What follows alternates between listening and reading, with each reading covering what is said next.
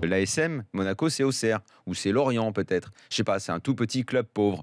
C'est pas du tout le club d'une principauté. Avec des avantages. Club dirigé par un oligarque russe, avec un tas d'avantages fiscaux. Non. Et Marseille, c'est fantastique aussi. C'est pas dirigé par un Américain qui a basé la société commerciale du club dans le Delaware, là où on ne paye pas d'impôts.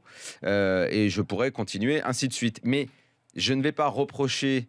je ne vais pas faire ce que je reproche aux autres. Je trouve que ce genre de comparaison, je les combats depuis plusieurs années quand on essaye d'enfoncer le PSG. Je ne veux pas tomber là-dedans, mais quand on m'y pousse et quand je lis les absurdités que je peux lire, aller mettre le nez dans le portefeuille des actionnaires des clubs, c'est d'une débilité parce qu'on peut le faire pour un paquet de clubs en Europe.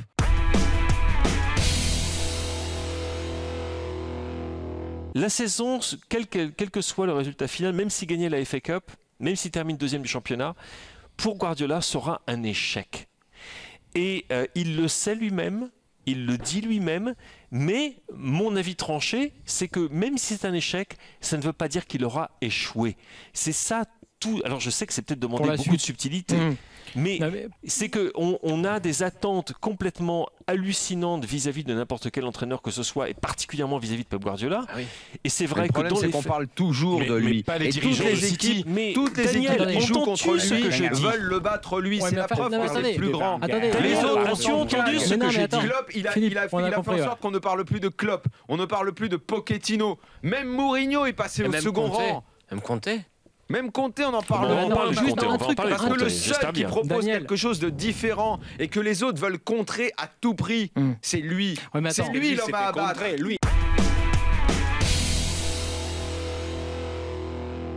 Le foot, c'est de marquer des buts. Mais arrêtez les mecs. Les mecs à 3 mètres sans gardien, ils mettent à côté, c'est de sa faute. Quand Agüero, c'est de dire la chose la plus importante. C'est de la faute de Guardiola. Non mais là, alors, excuse-moi, on voit pas le foot de la même façon. Non, mais en gros, c'est jamais de la faute de Guardiola et c'est toujours ses joueurs.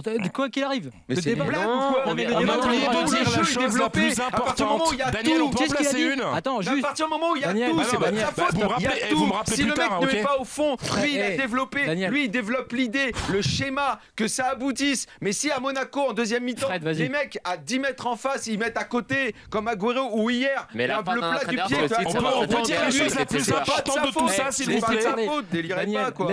Non, mais Daniel, s'il te plaît. Vas-y. La chose la plus importante, c'est que c'était un échec qui était prévu, qui avait été vendu aux propriétaires, qui était assumé par Thierry Berinstein et tout le monde déjà. On savait très bien, et lui-même dans toutes les négociations, dans tout le projet, on savait que ça pouvait ne pas marcher la première saison. Et du côté des Émirats, il n'y a aucun problème. Parce qu'ils savaient que c'était ça. Ils savaient que c'était un projet à long terme et qu'on ne peut pas juger Guardiola sur cette première saison.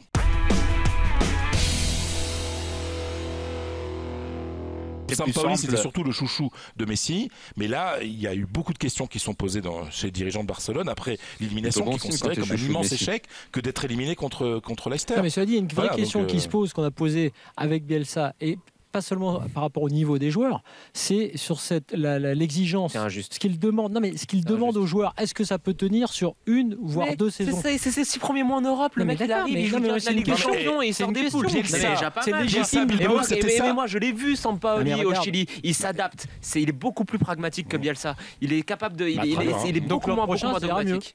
Moi que franchement, qu'un mec qui fasse 4e de Liga avec cet effectif et 8e de Ligue des Champions, sa saison soit un échec, ça franchement je comprends pas. Alors, une déception. Vraiment, vous voyez les échecs. Je fais le disque, mais c'est sa première saison en Europe. Il y a ceux qui gagnent.